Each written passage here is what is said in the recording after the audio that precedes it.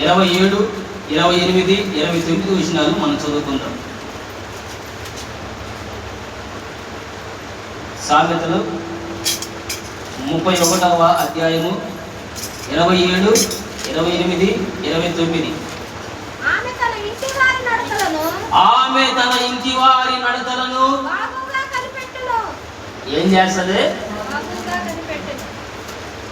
ఇంటిలో భర్త ఉంటే, కొడుకు ఉంటే, కూతురు ఉంటే, అత్త ఉంటే, మామ ఉంటే, మరిది ఉంటే, లేకపోతే ఆడబిడ్డ ఉంటే, వీరందరూ ఆ కుటుంబంలో కోడలుగా వచ్చిన స్త్రీ ఆ ఇంటిలో ఎంతమంది అయితే ఉన్నారో వారందరి నడతలను బాగుగా కనిపెడుతుందంట.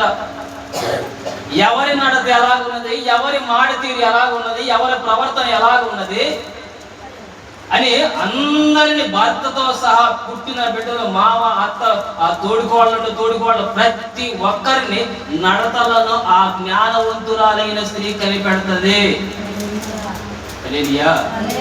చదవని కింద పని చేయకుండా ఆమె భోజనము చేయదు.